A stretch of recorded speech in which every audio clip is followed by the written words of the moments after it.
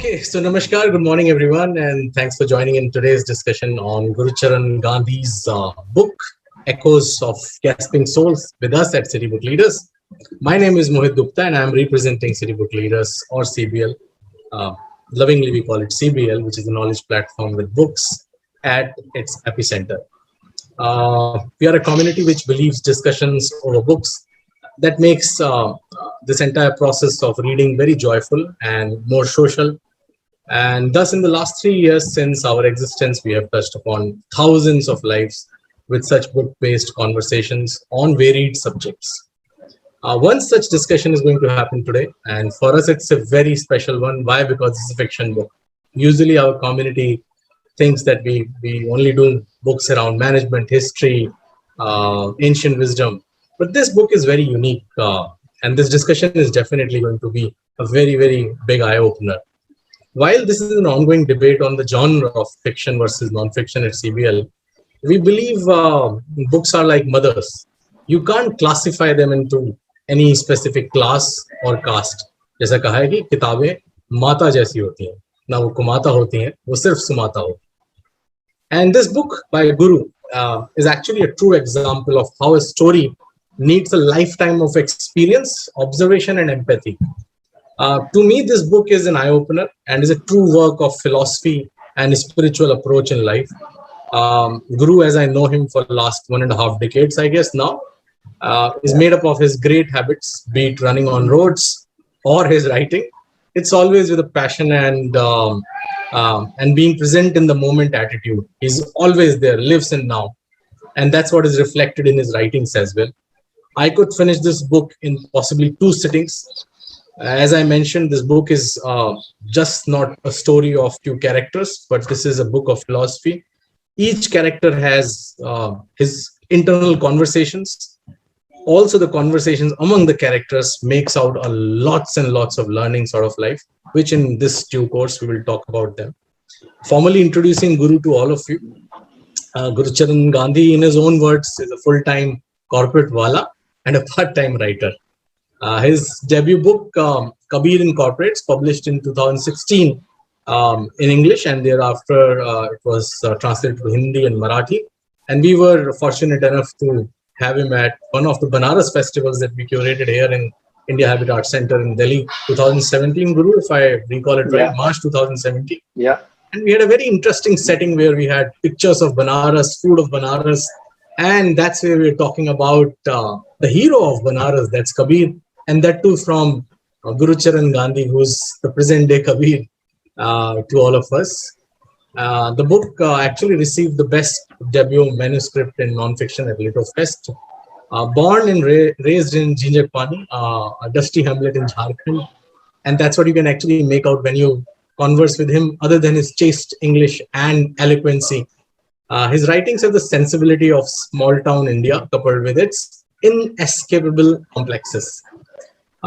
If Guru is an Anmol Ratan, I must say, if he is that Anmol Ratan right now here with us, someone alongside him has to be of equally remarkable stature.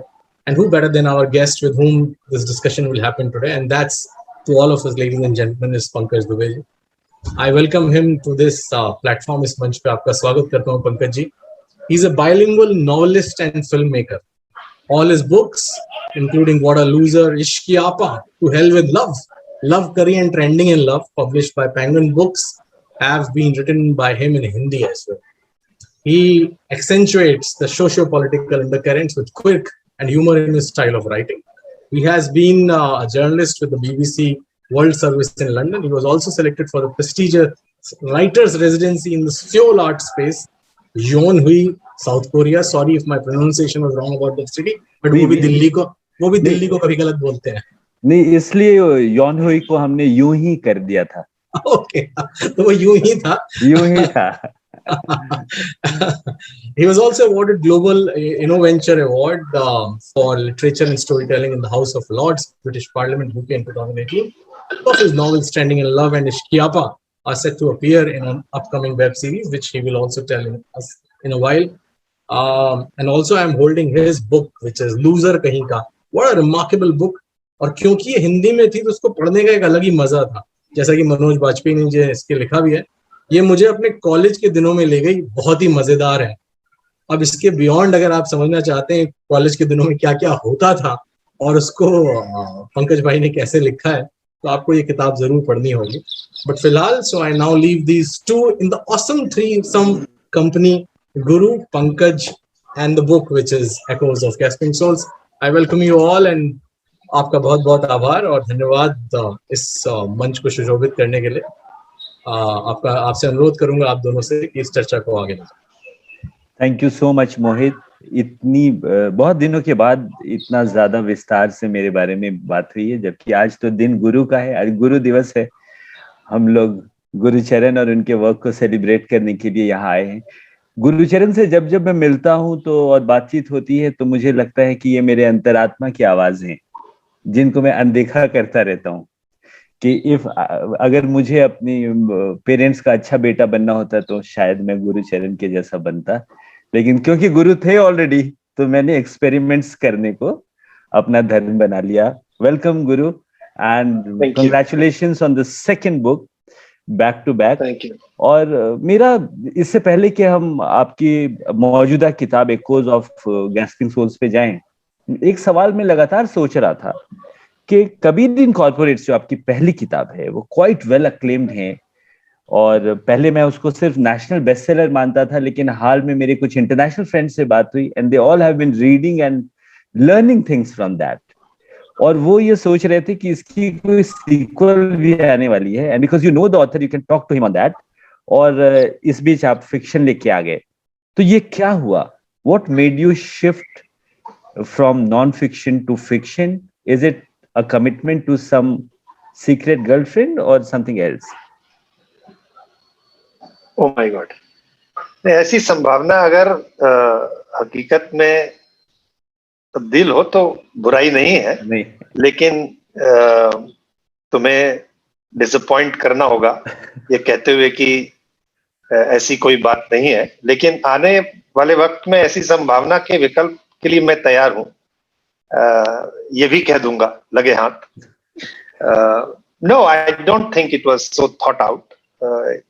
Just as the first one was not very planned and thought out, the second one was equally unplanned. In fact, किताब के अचानक लिखे जाने के अगर हफ्ते भर पहले भी तुम मुझसे पूछते कि क्या कुछ कुलबुलाहट है मन में जिसको किताब का किताब की एक शिल्पकार की तरह किताब का स्वरूप देने की सोच है तुम्हारी, तो आई वुड हैव सेड नहीं, अभी तो बिल्कुल भी कोई ऐसा मूड नहीं है, प्लान नहीं है। दो तीन कारण है। पहली चीज तो frankly Pankaj, I have always felt that I am incapable to write fiction. At least इसको लिखने से पहले हमेशा मेरे मन में ये था कि फिक्शन मेरे बस का नहीं है। तुमसे मिलने के बाद तो वो फीलिंग और भी ज्यादा सुदृढ़ हो गई, स्ट्रांग हो गई कि भाई ये पंकज जैसों का काम है जो इमेजिनरी वर्ल्ड में रहते हैं, ये बहुत ही क्रिएटिव है। इतनी क्रिएटिविटी तो नहीं है मेरे में, बट हादसे होते हैं और हो गए। और एक अचानक moment when I thought that चलो let's convert this into a story, because here are 4 or 5 characters that are waiting to be born. उसके बाद फिर टाइम नहीं लगा and the book emerged. But in this book also, what I realized, as Mohit rightly said, कई level पे ये philosophical तो है ही, इसमें मैंने सोशियो कल्चरल पॉलिटिकल अंडरकरेंट्स को भी महसूस किया, और इसके सारे कैरेक्टर्स रियल स्पेस से आते हैं। तो ये बहुत बखूबी ये उस डिफरेंस को, फिक्शन और नॉन फिक्शन के डिफरेंस को ब्लर करती हुई किताब है। ये ऐसा लग रहा है जैसे अगर दो अलग अलग कंपार्टमेंट्स हैं फिक्शन और नॉन फिक्शन के, तो नॉन फिक्शन से को छोड़कर उस बीच की दीवार तोड़कर गुरु प्रवेश कर रहे हैं फिक्शन के ऑर्बिट में। What do you have to say? What is the intent of my novelist? I think you have got it right that इसको फिक्शन का तो सिर्फ पैरहन पहनाया गया है, जामा पहनाया गया है। डीप इनसाइड जो उसका सोल है, उस सोल शायद नॉन फिक्शन ज्यादा है। बट मुझे ये भी लगता है पंकज कि ज्यादातर जो अच्छा फिक्शन है, जो बहुत लंबे समय तक याद रहता है या बहुत लंबे समय तक चलता है, जो क्लासिक्स हैं, 100 साल चलते हैं, उनका जो सोल है वो हमेशा नॉन फिक्शन रहता है, क्योंकि कुछ ना कुछ there is a subject that they are dealing with. The subject could be class. आप कल्ट राइटर्स, लियो टॉल्स्टॉय वगैरह की राइटिंग पढ़ें, गोदान पढ़ें, तो आप उसके कहानी के पीछे जो नॉन फिक्शन है उसको आप बखूबी पहचान पाते हैं. मुझे लगता है कि कोई भी फिक्शन जिसका सोल में, जिसकी अंतरात्मा में एक नॉन फिक्शन पनप नहीं रहा होता है, वो सरवाइव नहीं करता बहुत लंबे समय तक. और वो फिक्शन फिर सिर्फ एंटरटेनमेंट बन के रह जाता है. और ये सारी सोच, by the way Pankaj, retrospect की सोच है. ऐसा नहीं है लिखते वक्त इतना ध्यान रखा जाता है. लिखते वक्त तो एक बेचैनी है जिसको आप लिखना चाहते हैं. अगर आप इन 5 कैरेक्टर्स को देखें तो 5 कैरेक्टर्स में एक बेचैनी है. और अगर आप उस होटल के मैनेजर को देखें तो उसकी बेचैनी ये है कि भाई मैं गांव वाला हूं, शहर में आके कैसे चलूं, चल भी गया हूं तो कैसे और चलता रहूं, उसकी बेचैनी वो है. या कुलवंत कौर की बेचैनी ये है कि जीवन निकल गया, मैं कब जीऊंगी. तो वो बेचैनी नॉन फिक्शन है इन दैट सेंस. उसको कहने का ढंग फिक्शन है. Like even in my novels what I do is, जिन दोस्तों से डर नहीं रहता है मार खाने का, उनका तो मैं असली नाम ही यूज कर लेता हूँ. हाँ, और या बिल्कुल सही कह रहे हैं. इसमें बाय द वे 2 असली नाम है जिनको डाला, उनको बहुत खुशी है कि मैंने उनका नाम डाल दिया. हाँ, जैसे सृजित नायर करके कैरेक्टर मित्र है हमारा. कुलवंत कौर हमारी मम्मी का शादी के पहले का नाम है. तो सृजित नायर तो बहुत खुश है क्योंकि उनका नाम डाला गया. ऑफ कोर्स कैरेक्टर बहुत ही अलग है. लेकिन कम से कम और 1 दर्जन लोग ऐसे हैं जो ये कह रहे हैं कि भाई अगली किताब में अगर नाम मेरा नहीं डाला तो शिकायत का विषय रहेगा ये. सुपर्ब. तो also we would love to know about the journey of your authorship, कि लिखने का पहले से मन में था और फिर अपनी जो दूसरी जिम्मेदारियां हैं, रिस्पॉन्सिबिलिटीज हैं कॉर्पोरेट लाइफ की, उसमें टाइम लगा, या आप काम करते हुए लिखते रहना आपको पसंद है, या you want to take up writing as a full-time career, or you are very happy with this extramarital affair of writing along with the job you are married to? तुमसे रहा नहीं जाता है ना पंकज. मोहित, मुझे याद है जब कबीर इन कॉर्पोरेट का संचालन कर रहे थे ये, तो ऐसे ही उन्होंने जैसे एक्स्ट्रा मैरिटल अफेयर का जिक्र किया. उन्होंने पूछा कि मैं सेक्सिस्ट हूँ, why Kabir in corporate, why not Meera in marketing. अब बताइए क्या जवाब दे आदमी इस ऐसे सवालों का. ये उन मित्रों में से, सर मुझे लगता है ये उन मित्रों में से हैं जो कुरेदते रहते हैं, कहीं ना कहीं से कुछ तो निकलेगा. कुछ तो निकल आए. नहीं, एक्स्ट्रा मैरिटल अफेयर जैसा एकेडमिक नॉलेज ये कहता है और तुम्हारे जैसे मित्र बताते हैं, उसमें अपना एक शुभा है, उसमें एक अपना एक जॉय है. कुछ लोग तो उसको थेराप्यूटिक बेनिफिट भी कहते हैं, बट उसको फिलहाल दरकनार साइड रखते हैं. आई थिंक ये ऐसा ही चलेगा, दोनों एक साथ चलेंगे. मुझे नहीं लगता कि मैं कॉर्पोरेट वर्ल्ड छोड़कर फुल टाइम राइटिंग कभी करूंगा. और बहुत सारी वजह हैं उसकी. सिंपल वजह तो एक ही है कि भाई बिल भी देना होता है, EMI भी देनी होती है. और राइटर भाग के राइटिंग नहीं करेगा ना. कम से कम मैं तो उस कुनबे का हूं जहां फुल टाइम प्रोफेशन नहीं है मेरा, और इतना क्रिएटिव भी नहीं, फ्रैंकली इतना क्रिएटिव भी नहीं. मुझे ये भी लगता है पंकज कि मैं बहुत ज्यादा किताबें लिख भी नहीं पाऊंगा. बहुत ज्यादा 4 या 5 लिख पाऊंगा, उसके बाद बचेगा नहीं कुछ और कहने को, क्योंकि फंडामेंटली क्रिएटिव नहीं. यहाँ मैं आपसे बिल्कुल सहमत नहीं हूँ. मुझे राहुल द्रविड़ की तरह लगते हैं क्रिकेट में, जो अपने शेयर ऑफ डाउट्स और मॉडेस्टी के साथ खेलते खेलते, हमेशा 90s में तो रहता ही था. मतलब the wall was there always. लोग आते थे, कोई आता था 15 ओवर में 150 रन बना के चला जाए, but the wall is there, एक कांस्टेंट. तो और बचपन से देख रहा हूं मैं आपको अपने, और तब आपका भी बचपन ही था, कि जिस सिंसियरिटी से आपने बाल विवाह कर लिया था, उसका साथ आप अभी तक निभा रहे हैं. ओके, तुम्हारे मुंह में घी शक्कर, ऐसा हो तो बहुत अच्छा है, बट ये डाउट तो है मन में. But coming back to your previous question, did I always want to become a writer? No, I don't think so. I think writing happened in mid-30s.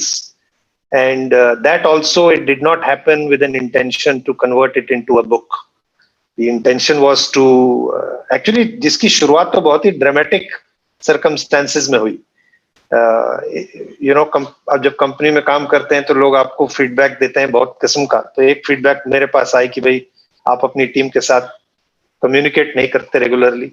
तो मैंने हर मंडे को एक छोटा पैराग्राफ लिख कर कम्युनिकेट करने की उस बात, हाँ, मंडे म्यूजिंग्स की शुरुआत वहां से हुई. फिर ब्लॉगिंग में तब्दील हुई वो बात. 2010 में ब्लॉगिंग चालू हुई और अगले 5-6 साल शिद्दत से निभाई मैंने उस जरूरत को. फिर अचानक से पता चला रही थी तो 300-350 पोस्ट बन गए. तो आई थिंक उसका एक नेचुरल एक्सटेंशन रहा किताब होना. तो मैं कई लोगों को कहता हूँ कि हाँ, मैं कई लोगों को कहता हूँ देखो, राइटर बनना किसी रोमांस के अधीन नहीं है कि भाई चर्च बेल्स बजती हैं और वायलिन बजता है और करण जौहर के पत्ते उड़ते हैं. बड़ा बोरिंग काम है. हर सैटरडे को 2 घंटे आपको ऐसे ही लगाने हैं कि जैसे घर का पोछा लगाना हो. आप ये करते रहे साल 1.5 साल के अंदर अंदर तो कुछ ना कुछ बनी जाती है बात. तो what has changed for you जब से आप पब्लिश्ड ऑथर हुए, अब दूसरी बुक आ गई, इतने सेलिब्रेटेड ऑथर आप बहुत कम समय में हो गए, आपकी पहली बुक ने सारे लॉरेल्स आपको लाके दिए, अब आप फिक्शन में you are delving and it's, I am sure it's going to be a bigger phenomena. तो what has changed for you? At one level, nothing, Pankaj, actually. At a very deep level, I would say nothing has changed. It's still the same. जद्दोजहद वही है. समझने की जरूरत वही है.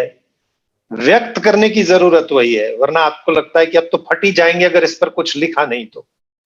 वो जो नीड ऑफ कैथारसिस है वो तो अभी भी वही है, क्योंकि लिखना मेरे लिए कम से कम एक थेरेपी ही है, उससे कम नहीं है. एट अनदर लेवल फर्क पड़ता है, क्योंकि अब आप जब किसी से मिलते हैं और वो लोग आपको सोशल मीडिया पे स्टॉक करके आते हैं, आपके पास आपका लिंक्डइन चेक करके आते हैं या फेसबुक चेक करके आते हैं, तो एक कॉन्वर्सेशन स्टार्टर कई बार बनती है. अच्छा, आपने किताब लिखी है. तो थोड़ी वैनिटी भी इससे मसाज हो जाती है पंकज. मतलब अच्छा तो महसूस होता ही है. और at another level I think ये परिवर्तन खासकर इकोस के बाद आया. ये कबीर के बाद नहीं आया था, लेकिन इकोस के बाद आया है. और वो ये है कि सजगता जो है वो किरदारों के प्रति बढ़ गई है. अब लोगों से मुलाकात होती है तो किरदार दिखते हैं, कोई पिक्यूलैरिटी नजर आती है, किसी के बात करने की के लहजे में कुछ अजीब सा दिखता है, छोटी सी भी बात नजर आती है, किसी के बाल टेढ़े दिखते हैं तो उसमें भी किरदार नजर आता है. देखिए, बालों से ये है कि आपके दोस्त, हमारे दोस्त अंशुमन ने लिखा है अभी चैट विंडो पे कि क्रिएटिविटी उड़ते बालों की तरह नहीं कि सिर्फ हमें ज्यादा दिखेगी, ये तो हमेशा सामने वाले को दिखती है. और हमने आपको हमेशा क्रिएटिव पाया है. बस ऐसे मित्रों के बदौलत ही आदमी जो है ना निकल जाएगी गाड़ी. गुरु, 2 फैक्टर्स हैं, उनका आपकी स्टोरी टेलिंग पे क्या इम्पैक्ट रहा है मैं जानना चाहता हूँ. एक है मेमोरीज, जो यादों की चीजें हैं, और दूसरी एक्सपीरियंसेस. इन दोनों का आपकी स्टाइल ऑफ स्टोरी टेलिंग में इन 2 एट्रीब्यूट्स का कितना कंट्रीब्यूशन रहा है? और आई थिंक लगभग जवाब देने से पहले बस ये जान लीजिए कि पूनम ने लिखा है कि सिर्फ क्रिएटिव नहीं, इंस्पायरिंग भी पाया है आपको. अब आप आंसर देखिए कैसे एक नॉच अप जाएगा. हाँ, तो मेरी लिखने की शैली में और लिखने की जरूरत में जी, एक है जरूरत लेखक की कि उसकी कौन सी जरूरत जो है वो पूरी होती है लिखकर, और दूसरा है उसके लेखन की शैली, the reason why he writes और she writes and the style why he और she writes. In both these cases, Pankaj, I think it is 100% through experiences and memories. I told you my confession that I don't think I can write from imagination. वो एक handicap है, कम से कम अभी तक तो है. आने वाले वर्षों में अगर उसमें कुछ सुधार पाएंगे तो अच्छी बात है, बट अभी तक तो है. तो practically all my writing is from memories and experiences. More experiences than memories, because याद बहुत ज्यादा रहता नहीं है मुझे. अहमद फराज कहते हैं ना, भूल जाना भी तो नियामत है फराज, वरना पागल न कर दे इंसान को यादें। क्या बात है। बट तो you have to remember your experiences. I remember what the experiences leave me with. Yes. I usually forget the experience, but उस experience का जायका याद रहता है मुझे। तो इसीलिए मेरी राइटिंग में उस जायके की झलक आप बहुत बार पाएंगे। You will often find me talking about the after taste, है ना, कॉफी तो चली गई अंदर, बट कॉफी के बाद जो बच गया वो जायका है। तो एक्सपीरियंसेस भरपूर है, इसीलिए आप देखेंगे कि स्मॉल टाउन कॉम्प्लेक्सेस का जिक्र बहुत बार आता है मेरी राइटिंग, क्योंकि मैंने उस इंफीरियरिटी कॉम्प्लेक्स को बहुत बरसों तक जिया है। इनफैक्ट मुझे लगता है आज भी जीता हूं मैं उससे। My story is about overcoming that those complexes. भाषा के प्रति लोगों का जो मोह है, उसको जीतने की जो कॉम्प्लेक्स है वो आज भी है। तुम्हारे जैसे मित्र हैं जो इमेजिनेशन की दुनिया के बेताज बादशाह हैं, तो वो जो एक वॉनबीनेस है ना मुझ में, वो जायका मेरी राइटिंग में आपको बहुत मिलेगा। कास्ट का जिक्र बहुत मिलेगा आपको, क्योंकि बिहार के उस दौर में जब मैं जिया तो उसका प्रभाव बहुत देखा आसपास। तो और प्रोबेबली क्लास और कास्ट का ये जो ग्रिप है, you will often find my characters talking about it. In fact उस सुनील पासवान का जो कैरेक्टर है इकोज में, जो होटल मैनेजर है, you will find it completely from memory, completely from memory. Similarly Manoj Joshi का जो कैरेक्टर है, इंजीनियर और एमबीए कर रखा है जिन्होंने, अब पिछले 15-20 सालों में ये जो कॉम्बिनेशन है इस कैरेक्टर की जो खोखलापन मैंने देखा है, वो उसकी अभिव्यक्ति है, उसका एक्सप्रेशन है। So, Pankaj, to therefore summarize your question, I think I'm completely an experience and memory person. I don't think I have too much of imagination. Any other influence on your writing? Any book or author who might have fascinated you, और उनकी style of writing का कुछ influence आपको खुद से feel ऐसा होता है कभी? जैसा मैंने बताया, मैं भूलता बहुत जल्दी हूँ, तो मुझे अगर तुम कॉन्शियसली पूछो कौन सा ऑथर, कौन सी स्टोरी, कौन सा किताब, तो भूल जाऊंगा। लेकिन as a phenomena, any writing which is witty, जिसमें सरकाज़म की खुशबू आती हो, छोटे सेंटेंसेस के सरकाज़म की खुशबू आती हो, मुझे बहुत पसंद आते हैं वो author. I remember I read somewhere, thank God there is sarcasm. Killing is still illegal. तो विट और सरकाज़म के जो ऑथर्स हैं उन्होंने हमेशा बहुत प्रभाव छोड़ा है। मार्क ट्वेन कह पाऊंगा मैं, पीजी वुडहाउस बहुत उम्रदराज होकर पढ़ा मैंने उनको, वो बहुत पसंद है। हिंदी में श्रीलाल शुक्ला, राग दरबारी, जिनकी एक बहुत ही फेमस कल्ट क्लासिक है, साहित्य अकादमी जीता जिन्होंने 1960 में, उनकी राइटिंग्स में वो स्वर पाते हैं, वो जायका पाता हूं मैं। तो अक्सर इनको मैं कह सकता हूं कि कॉपी करने की एक कोशिश रहती है। इंस्पायर तो क्या ही होऊंगा, बट कॉपी करना भी अपने एक बात है इन ऑथर्स के बारे में। Right to copy is the new copyright. या सो दैट्स परफेक्टली फाइन। अभी जो जिस तरह के इंटरेस्टिंग कंटेंट बहुत सारे मैं देख रहा हूं कि अडेप्ट होकर और दूसरे ऑडियंस सेगमेंट के लिए लोग बना रहे हैं in the form of web series and films, और आपकी इस मौजूदा किताब में मुझे उसकी बहुत ज्यादा संभावना लग रही है। The kind of characters you have carved and the story, plot line, narrative, realism, सब कुछ है उसमें, और इसने काफी क्यूरियस कर दिया है। कुछ प्रोडक्शन हाउसेस को मैं व्यक्तिगत तौर पर जानता हूँ, और उसकी क्रिएटिव टीम्स के फीडबैक के लिए मैं भी इंतजार में हूँ। बहुत पॉजिटिव बातें हो रही है। तो are you open to the idea if it gets into the visual format, और you are very possessive about the written words published in the name of your book? नहीं, आई एम वेरी मतलब बेलगाम, बेशर्मिंदगी से कह सकता हूं कि भाई नंगे पांव मैं जाऊंगा, 16-17 सोमवार का व्रत रखूंगा अगर कोई स्टूडियो कहता है कि इसे तब्दील करना है। बट यू आर राइट, एक दो ऐसे हाउसेस हैं जिनसे बातचीत चल रही है। एक मित्र हैं तुम्हारे थ्रू ही, जो किताबों को वेब सीरीज में कन्वर्ट करते हैं। उन्होंने इच्छा जाहिर की है कि इसमें पोटेंशियल है, तो मैं तो बिल्कुल चाहूंगा कि जीवंत हो किताब, किताब से ज्यादा किरदार जीवंत हो। और इससे ज्यादा खुशी की बात क्या होगी कि एक लार्जर मीडियम मिलेगा एक कहानी को, एक सेट ऑफ कैरेक्टर्स को। तो I am not only very keen, but तुम्हारे मुंह में सरस्वती बैठे भाई, बिल्कुल हो जाए तो मजा ही आ जाए। I think there is another part also to it. उस विजुअल मीडियम से फायदा ये भी होता है ना पंकज, कि लिखते वक्त कुछ ना कुछ छूट जाता है, हाव भाव फिर भी छूट जाते हैं। आप जितने मर्जी लिखने की कोशिश करें कैरेक्टर्स में, कुछ छूट जाता है। लेकिन जब वो जीवंत होकर एक किरदार आता है, उसके आंखों की एक हल्की सी, जो कह सकते हैं कि हल्की सी टेढ़ी आंख से भी अगर वो किरदार देखता है तो अपनी बात कह पाता है। So I be very very very keen, very proud, very blessed in case it happens.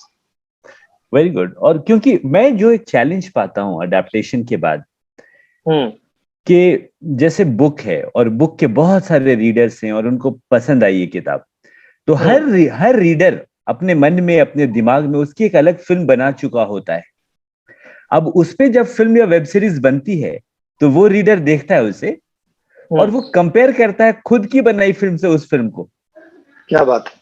तो उसको कई बार पसंद नहीं आती है वो वाली फिल्म और वो बोलता है नो, बुक वाज बेटर, क्योंकि वो वाली फिल्म जो बनाई गई है वो उसके अपने मन की फिल्म से मैच नहीं कर रही है, मैच नहीं करती है। तो लेकिन ये इनबिल्ट क्राइसिस है इस फॉर्मेट में। और बहुत बड़ा फायदा तो बिल्कुल दिखता है कि जिनके पास वक्त नहीं है पढ़ने का या जो पढ़ना पसंद नहीं करते हैं, उनको वो कंटेंट एक और दिलचस्प माध्यम से कम समय में देखने को मिल जाता है।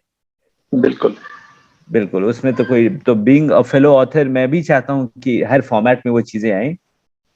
और जिस समय आप ये कह रहे थे कि ऐसे राइटर्स जो क्रिस्प लिखें और सटायरिकल लिखें और फिर आप बड़े बड़े नाम लेने लगे, किस ऑडेसिटी से मेरे मन का जो, वो कहते हैं ना, मानो मन अति रैंडम, मन का राइटर सोच रहा था अच्छा मेरी तारीफ कर रहे हैं क्या। तो बहरहाल एक सवाल मेरा यह है कि आपकी स्टोरी टेलिंग का पर्पस क्या है? What is the purpose of this story teller, this writer? Purpose क्या है लाइफ का? स्टोरी आई थिंक बहुत ही सेल्फिश ऑथर हूं मैं। कोई लार्जर पर्पस नहीं है। दुष्यंत कुमार कहते हैं ना कि सिर्फ हंगामा खड़ा करना मेरा मकसद नहीं, समथिंग एंड सूरत बदलनी चाहिए। तो परहैप्स मैं बिल्कुल विपरीत हूं कि भाई हंगामा खड़ा करना ही मकसद है। बहुत ही सेल्फिश हूं क्योंकि अपनी पर्सनल कैथारसिस के लिए किताब लिखता हूं। So very good. इस तरह से एक इतनी ईमानदारी और निर्भीकता के साथ ऐसे कन्फेशन करना अपने आप में काबिल गौर है। वाह। तो आपको मतलब क्योंकि आप देखो ना पंकज, हम सब अपने अपने कॉम्प्लेक्सेस लेकर चलते हैं। जी जी जी। कॉम्प्लेक्सेस का गुनाह अपने आप में कम नहीं कि कॉम्प्लेक्सेस के बारे में बात भी ना हो पाए, वो कितना बड़ा दर्द होगा। तो लिखने से फायदा ये मिलता है कि आप बात कह भी देते हैं, ईमान भी बच जाता है, इज्जत भी बच जाती है। किरदार, आपका ब्लेम किरदार लेकर चल पड़ते हैं, सलीब आपकी है, टांगा कोई और है उस पे। एक वो फायदा होता है। दूसरी चीज की अगर उसको पढ़कर 10 और लोग ये कह पाए, अरे ये इस सलीब पे तो मैं भी टंगा हूं, this is also my cross. Yes, you are then giving so much of how should I put it, relief to a dozen more people, and I think then as a writer you have served your purpose. But मेरा purpose तो अपना है भाई, मेरा purpose तो कोई समाज बदलने का नहीं है, कोई दुनिया बदलने का नहीं है। मेरा पर्पस यह है कि भाई मैं अपनी बात कह पाऊं ताकि फट न जाऊं। क्या बात। So, to what extent awards and recognitions fascinate you? You have always been a winner in all walks of life. and yet you have accepted to be moderated by the biggest loser of our times, author of What a Loser. So बहुत से लोग जो पंकज तुम्हें नहीं जानते हैं और मोहित ने इसका जिक्र नहीं किया, बट सारंगल साहब जानते हैं, बट बाकियों के लिए बता दूं, पंकज और मैं एक ही स्कूल में पढ़ते थे। पंकज मेरा 1 साल जूनियर था, और पंकज के उन दिनों की खासियत ये थी कि शायद ही कोई ऐसा एग्जाम रहा होगा जहां इसने सभी सब्जेक्ट पास किए हों, और इसीलिए जब इसकी पहली किताब आई व्हाट अ लूजर, तो मुझे तो लगा ये मर्म व्यक्तिगत है। और मैं इसको 15-20 सालों बाद मिला मोहित, तो मैंने पूछा एक बात बताओ, तुम यार जर्नलिज्म भी कर डाली तुमने, तुम लंदन भी हुआ है, तुमने किताब भी लिख ली, स्क्रिप्ट राइटिंग भी लिख ली, इतना समय कैसे मिलता है तुमको? एक टैक्सी में बैठ के हम जा रहे थे आई थिंक बंबई में, तो पंकज अपनी क्रिएटिव भाषा में मुझे कहते हैं, गुरु भाई अगर मैथ्स आदमी ना पढ़े ना तो इतनी एनर्जी अपने आप रिलीज होती है कि आधे से ज्यादा काम हो जाए जीवन में, तो मैथ्स नहीं पढ़ना चाहिए किसी को। तो ये याद दिलाती है मुझे, क्योंकि मैथ्स में लड़का कभी पास नहीं करता था। और उन दिनों सोचता था कि ये जो न्यूमेरिकल है ये प्राइम मिनिस्टर को भी देने पे वो सॉल्व कर देंगे क्या, लेकिन पीएम तो है। पीएम तो है, तो मतलब लकीली मैं पास करता था, नंबर मेरे ठीक आते थे, लेकिन ये बात उस समय भी रहती थी, और उस सेंटेंस के बाद तो और भी ज्यादा विकल्प लोगों के लिए खुल गए कि भाई अगर मैथ समझ में ना आए तो चिंता की कोई बात नहीं है, बहुत सेलिब्रेटेड ऑथर बन सकते हैं आप। बिल्कुल जी। तो to coming back to your question Pankaj, awards कितने लुभान्वित करते हैं? बहुत ज्यादा, बहुत ही ज्यादा। उनको परस्यू नहीं करता हूं, लेकिन मिलने पर अनअबैशेडली जॉय मिलता है, वैलिडेशन है। तो ये कहना झूठ होगा कि it doesn't matter to me or I don't kind of relish in it or no, every bit happiness comes, vanity बिल्कुल मसाज होती है। उससे कहीं ज्यादा ये भी बात होती है, अगेन स्मॉल टाउन कॉम्प्लेक्सेस है ना पंकज, हाउ एल्स, ना मैं आईआईटी गया ना मैं आईएम गया, अब कैसे समझाऊं कि ये इंटेलिजेंस के अभाव में नहीं, अपॉर्चुनिटी और एक्सपोजर के अभाव की इस वजह रही। तो अब उसे हमारा जीवन कॉम्पनसेशन का जीवन है, हर आदमी किसी न किसी चीज को कॉम्पनसेट कर रहा है। जो ये कहता है कि मैं कुछ कॉम्पनसेट नहीं कर रहा या कर रही, वो झूठ बोलते हैं। Human life is a life of compensation. There is a gap, you're trying to fill it. Happy people are those who are able to partially fill it. Unhappy people are those who are able to not fill it to their satisfaction. And sad people are those who feel that they have not been able to fill it. Absolutely. So every time an award comes, for example, Leto Fest, में तुम भी मौजूद थे, it was definitely a validation. Banaras में के वाले festival में जब मोहित ने इनवाइट किया, that was a validation. So मतलब अब इससे ज्यादा ईमानदारी से क्या कहूं? नहीं, आई अंडरस्टैंड। अभी रिसेंटली एक डिस्कशन में मुझसे सवालात हो रहे थे इसी तरह, तो मुझे ये लगता है हमेशा कि I should have a Ferrari to sell before I become a monk. अभी रिक्शा में घूमते हुए मैं मॉन्क मॉन्क मॉन्क बोलूंगा तो फिर ओल्ड मॉन्क ही रह जाएगा। तो पहले Ferrari should come to so that I am able to sell that to become a monk. तो वो तो एक यात्रा है और उसका संतुलन जरूरी है। Please tell us and our readers, our listeners, about 2 of your favorite characters from this novel and why. Who are the 2 favorite characters? हालांकि ये ऐसा सवाल है कि किसी पिता से पूछ लिया जाए कि आपके बच्चों में कौन आपका सबसे प्यारा है, उसको तो सभी प्यारे हैं, but still I would like to know about it. तो पहला तो मैंने उसका जिक्र ऑलरेडी किया, उल्लेख किया मैंने, सुनील पासवान मुझे बहुत प्रिय है। हालांकि वो डोरमैन थे होटल के और वहां से उठकर मैनेजर बने हैं, टाई ठीक से नहीं पहन पाते क्योंकि टाई पहनना उनका स्ट्रगल नहीं है, लेकिन उनके लाइफ का क्लेम टू फेम है कि भाई मेरे नाम के आगे मैनेजर है, मैं होटल मैनेजर हूँ। और अंग्रेजी भले ठीक से नहीं कह पाता, लेकिन यहाँ पर जो सब भ्रांत वर्ग के लोग हैं, पैसे वाले लोग हैं, वो आते हैं, मैं उनके साथ 1-to-1 बात कर पाता हूँ। आई थिंक वो किरदार बहुत डियर है मुझे, और मल्टीपल रीजंस है। एक रीजन ये है कि I have tried to weave every memory of my growing up years of Bihar and its socio economic archetype of people I have met, interacted, dealt with in Sunil Paswan. He is a summation of my childhood memories of the society I come from. That's why he's very, very dear to me. And in a part of me also because he's so aspirational, so wannabe, so desirous of making things better for himself and his family. I think in that sense, he's very, very, very dear to me because समाज भी परिलक्षित होता है, मैं भी परिलक्षित होता हूँ उस किरदार में.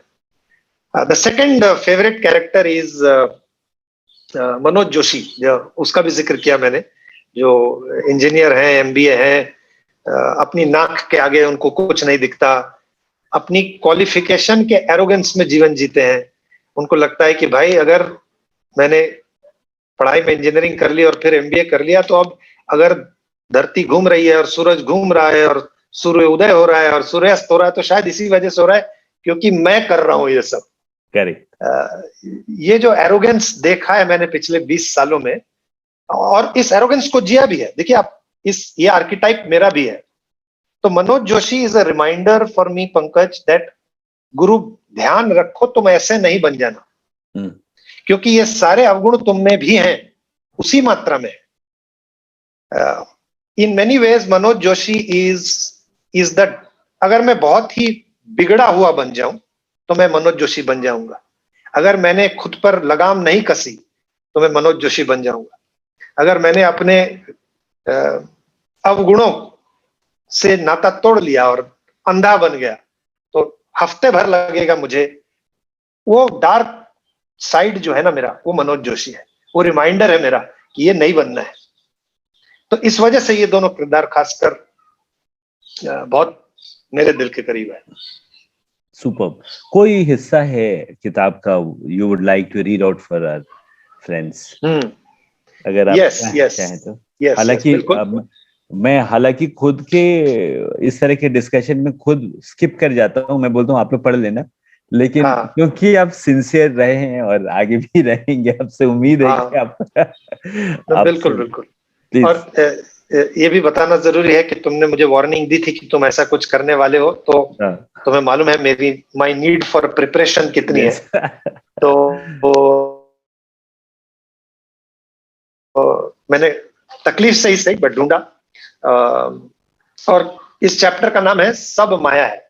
और ये मेरा जो फेवरेट कैरेक्टर है सुनील पासवान, होटल का मैनेजर, ये कह रहा है. तो अभी तक मैंने जो आपको सुनील पासवान के बारे में बताया तो यू कैन कोरिलेट. तो पैराग्राफ ये है कि सुबह सुबह आई और कुलवंत कौर और खाली बैठे होटल मैनेजर को कहा, पासवान जी कैसे हैं? और पासवान जी अपने बिहारी अंदाज में रेंट पे निकल गए. तो उनको तो बस ये सवाल पूछने वाला चाहिए था कोई, और वो फिर शुरू हो गए रेंट पे कि साहब माया है मैडम. तो ये उसके बाद के का 2 पैराग्राफ हैं जो मैं पढ़ना चाहूंगा. तो वो कहते हैं कि I have figured out that time itself is मोह माया. There is nothing whatsoever that will change as the date changes. The sun will go about its job tomorrow morning just as diligently as it has been doing so for the last millions of years. And the winds will blow without a care for revelry or grief on earth. Our lungs and hearts will go about their tasks as well, just as they were doing so for many years.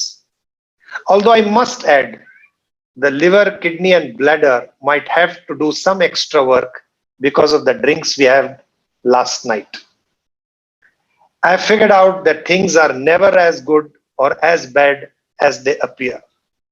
I realize people are good and bad inexplicably, and our attempts to theorize about their goodness or their vileness is futile. I realize that I have moments of spirited goodness and helpless meanness for no rhyme or reason. I realize we look great or we look stupid alternatively. Although some have great runs for a long period of time and others have the misfortune of a prolonged rough patch. This has got nothing to do with talent. This has got nothing to do with talent, intent, hard work, or any other factor that is within reasonable control. For no rhyme or reason there are clouds, and for no rhyme or reason there is sunshine. There is more randomness than destiny in the world, madam, and we should stop looking for cause and effect all the time. Sab moh maya hai, madam. Perfect. Superb. And it reminds me of many Paswan characters I know of, and similar characters from our memories and childhood experiences. Mind-blowing. Very good. I look at you as an author who is about to take off in the international literary landscape very soon. And maybe this book will create a lot of buzz internationally. Can you share with us about the next project you are working on, if at all you have started thinking on something? Some friends have asked also. Anshuman ने भी पूछा है, और लोग भी पूछ रहे हैं, और मेरे मन में तो जिज्ञासा हमेशा रहती ही है. What next? तो एक खुशी की बात है, ये सवाल आपने अप्रैल में पूछा होता तो मैं कहता कि भाई देखो, अब तो मैं फिलहाल बैरन हूँ, मेरे पास तो अभी कुछ लिखने को बचा ही नहीं है अंदर. मेरे एक मित्र हैं लखनऊ में, वो अक्सर कहते हैं पढ़ना भरना है और लिखना छलकना.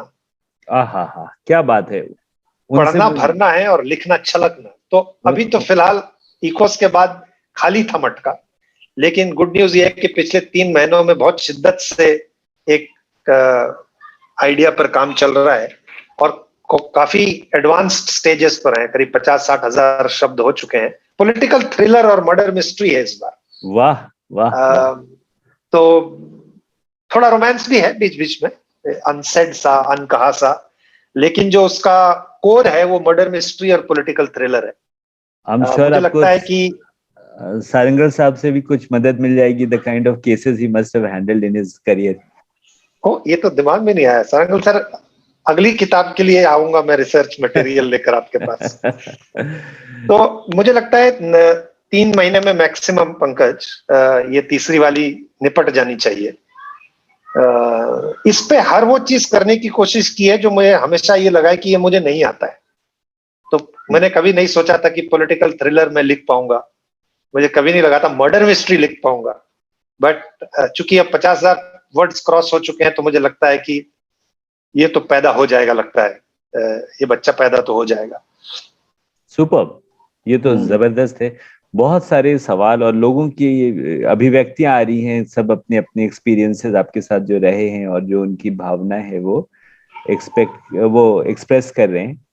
और सबसे दिलचस्प मुझे एक बात लगी कि एक कहानी गुरु बनने पे भी लिखी जाए, काफी इंस्पायरिंग होगी. ये किसने लिखा है? ये अंशुमन का ही लिखा हुआ है. मित्रता के नाते वो इस तरह की बात कह जाते हैं. वो खुद भी बहुत क्रिएटिव हैं, उनकी पोएट्री बहुत अद्भुत रहती है.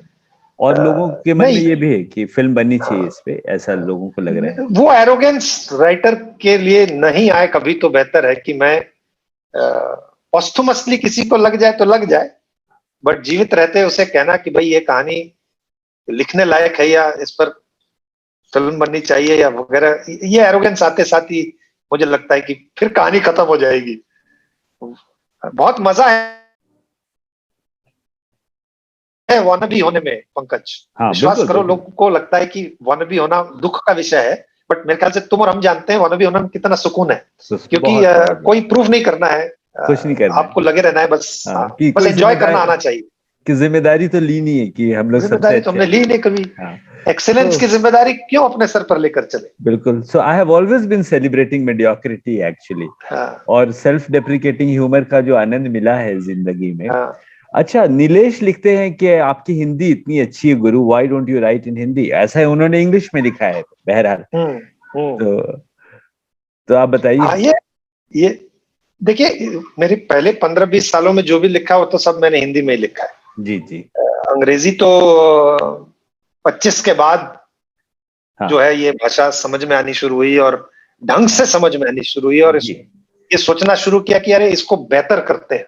तब तक जितनी जरूरत थी उतनी ही उसकी थी, बट नहीं कभी हिंदी में फिलहाल तो लगता है उस उपासना से, और उपासना में यहाँ प्रार्थना का जिक्र है पंकज, इससे पहले कि तुम कुछ और समझ बैठो, कि उस उपासना से तो लगता है बहुत दूर जा चुके हैं। उस मंदिर की घंटी कई बरस हो गए खटखटाई नहीं है। लेकिन बुराई नहीं है सोचने में। तो नीलेश को धन्यवाद देता हूँ कि उन्होंने आइडिया तो कम से कम डाला है। देखते हैं करेंगे इस आइडिया। नहीं, क्योंकि मुझे लैंग्वेज को लेके वही लगता है कि जो हमारी सोचने की भाषा है उसमें हम ज्यादा अच्छी तरह से एक्सप्रेस कर पाते हैं। और अभी भी मैं पाता हूँ जब भी मेरे सपने में एंजेलिना जॉली आती हैं, तो वो हिंदी में बातें करती हैं। बस तुम्हारी किताब फिर हिंदी में ही आनी चाहिए, आती रहेंगी। लेकिन हिंदी में when I talk to market players, they think that because you are a practitioner in Hindi, if only in Hindi, you should be paid less. कि तुम्हारा कम में काम चल जाएगा। तो मैं नेगोशिएट इंग्लिश में कर लेता हूँ, बाइलिंगुअल हूँ, तो ताकि ठीक ठाक नेगोशिएशन हो। क्योंकि सिर्फ हिंदी में मेरे कई मित्र लिख रहे हैं, तो वो मान लिया जाता है बाजार में कि इसकी आवश्यकताएं कम है, क्योंकि ये हिंदी वाला है। नहीं, फिर नीलेश तुम्हें जानकर दुख होगा कि पैसे की जरूरत भरपूर है, लेखक को भी है, परिवार वाला फैमिली मैन को भी है। फैमिली मैन को भी है। तो ये सही है, नेगोशिएट करें अंग्रेजी में और एंजेला जोली से बात करें हिंदी में। अब देखिए हमारी फिल्म इंडस्ट्री में गुलजार साहब को उन्होंने कितना अच्छा पैकेज किया है। कभी आपको हार्डली आप देखेंगे उन्हें हिंदी में बात करते हुए, इंग्लिश में बात करते हुए और किताबें लिखते हुए, but all his negotiations are done in English. बहुत बढ़िया। तो ये सारी चीजें हैं। और भी सवालों में से कुछ लेता हूं मैं। पंकज भाई एक चीज याद आ गई। जी किताबों की बात हो रही है जी, तो बिल्कुल वैसा हो गया जब चौधरी की किताब पढ़ते थे तो ऊपर एस्टेरिक्स में लिखा होता था वैसे तो ये चाइनीज जब मुझसे लड़ने आया था तो चाइनीज में बात कर रहा था, लेकिन पाठकों की सुविधा के लिए इसको हिंदी में ट्रांसलेट किया गया है। Negotiation of the comic used to go up, I guess. बहुत बढ़िया। मोहित क्या अमेजिंग चीज याद दिलाई यार तुमने। सही होता है सर, जब यार दोस्त मिल जाते हैं, पुराने मित्र मिल जाते हैं, और क्योंकि सवाल बहुत अनूठे आ रहे हैं और जो ऑब्जर्वेशंस भी आ रही हैं वो बहुत अनूठी आ रही हैं। बिल्कुल करेक्ट। और ये आप दोनों का ये जो संगम है, गुरु और पंकज का, आई थिंक ये जो विशिष्टता है, जो ये खासियत है इस बातचीत की, वो तभी निखर के आ सकती है जब आप दोनों जो सोच रहे हैं वही बात कर रहे हो। वरना हमारे साथ अधिकांश यही होता था। गुरु आपको याद होगा कि प्रेजेंटेशन देते वक्त, और खासतौर पे जहां हम और आप साथ में काम करते थे, अंग्रेजी की प्रेजेंटेशन में बड़ा ध्यान दिया जाता था। टाई सूट बूट बिल्कुल मुश्किल होता था। तो वही हम लोग नहीं, ये जरूरी है कि हम लोग कथ्य और शिल्प को अलग अलग देखें, सब्सटेंस और स्टाइल को अलग अलग देखें, क्योंकि नहीं तो उसके चक्कर में पड़ गए तो जो कंटेंट है वही बाहर नहीं आ पाएगा। और बहुत बचपन में हम लोगों को ये बात समझ आ गई थी कि it's not the colour of the balloon that makes it fly but the hydrogen with in. तो जब तक कंटेंट नहीं होगा पैकेजिंग से बात होगी नहीं। केमिस्ट्री टीचर का शायद यही तुमको याद रहा है। नहीं, ये बाद में केमिस्ट्री टीचर का कुछ भी याद नहीं है।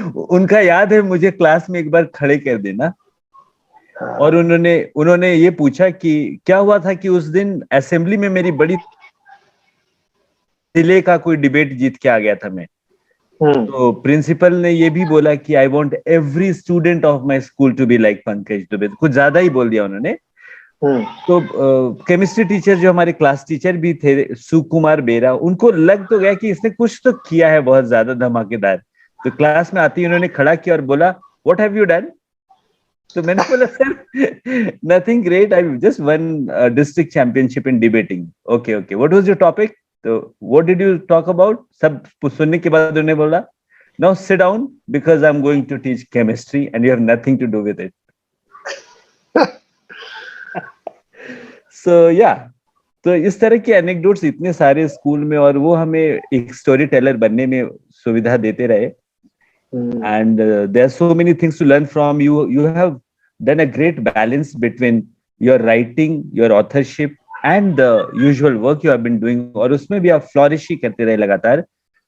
तो इट्स सुपर कूल, बहुत बढ़िया है। And our wishes are there कि अगली किताब भी जबरदस्त हो, और अपने जॉनर भी एक्सप्रेस कर ही दिया। पॉलिटिकल थ्रिलर है, उसमें क्राइम है, मर्डर मिस्ट्री है, तो आप हर किताब के साथ ये लग रहा है जैसे स्कूल में ही हम लोग, और पीरियड बदल रहा है अलग अलग सब्जेक्ट का, कि अभी मैथ्स के बाद सोशल स्टडीज, फिर इंग्लिश लिटरेचर, अभी स्पोर्ट्स होगा। और the kind of marathon runner, sincere marathon runner you have always been, वो दिन दूर नहीं, मुझे लगता है आप स्पोर्ट्स पे भी एक बुक लेके आ जाएंगे आने वाले सालों में। You never know. तो Mohit, do you have to say anything? अब इस बातचीत के बाद ज्यादा कुछ कहने को तो नहीं रह जाता, पढ़ने की परिकाष्ठा बढ़ जाती है कि ऐसी और किताबें आए, और ऑब्वियसली हम गुरु की नेक्स्ट बुक का वेट करेंगे। बट इस किताब से एक लाइन जो जैसे कहते हैं ना, छप गई दिल पे और जहन पे, वो निकल नहीं पाती बाहर। वो इस किताब के पृष्ठ 68 पे मिलती है। There is only one thing worse than dying, that is dying for nothing. And I think that's exactly what Guru and people like Guru and you have given to us. That there has to be a purpose, that why in life, and you should enjoy that why. And that's what I've always seen Guru doing his entire life. For the last 15-16 years I have been knowing him, that he lives in that moment. He has no worries of the past, and he absolutely doesn't think too much about future as well. Whatever he does it with that perfection. और जिसको इन्होंने कहा excellence की टोकरी हम अपने sir पे क्यों ला दें, वो अनायास ही आ जाती है, वो अपने आप आ जाती है। Because and that's how he has been very inspiring. And एक सौभाग्य है कि आज गुरु के माध्यम से पंकज जी आपके साथ भी इस चर्चा में शामिल हो सके। और मैं सबका धन्यवाद दूंगा जो आज शनिवार की इस खूबसूरत सुबह, जब बाहर बारिश थी और सुबह कचौड़ी और आलू की सब्जी का मजा भी सबने लिया होगा, तो उसके बाद बस एक मंजी चाहिए होती है। लेकिन उस मंजी के साथ साथ कई लोग अपना वीडियो ऑन करके आए हैं, ये बड़ा काबिल तारीफ और बड़ी हिम्मत का काम होता है। तो मैं दरख्वास्त करूंगा सबसे कि अगर सब अपना वीडियो ऑन कर लें, तो जिसको आजकल की नई जुबान में कहा जाता है जूम फ्री ले ली जाए, एक जूम फ्री, तो वो ले ली जाए ताकि यादगार हो जाए ये पल, और इसको समेट सके जिंदगी भर के लिए। शानदार पेशकश मोहित की। बहुत बहुत धन्यवाद देना चाहूंगा और शुभकामनाएं गुरु आपको इस किताब के लिए। आशा करता हूँ ये हर किसी के पास जाएगी, और खासतौर पे इस वक्त जब हम ये एंजाइटी से गुजर रहे हैं, हर कोई सोच रहा आगे क्या होगा, और ये जो 5 कैरेक्टर हैं आपके इस किताब के, ये बहुत हिम्मत देंगे। और खासतौर पे फ्रॉम मी टू वी की बात आएगी इस किताब से, इंसान को सेल्फलेस सर्विस करने का जज्बा आएगा जी। इन 5 कैरेक्टर्स से आप अपनी लाइफ को बहुत कुछ रिलेट कर पाएंगे। तो इसी शुभकामना के साथ सर बहुत बहुत धन्यवाद city book leaders. Thank you Mohit, thank you Pankaj, and thank you for all friends for joining in. Really filled with gratitude from the bottom of my heart. Thank you very much. Such a nice audience. Thank you so much. Thank you. Thank you. Namaskar.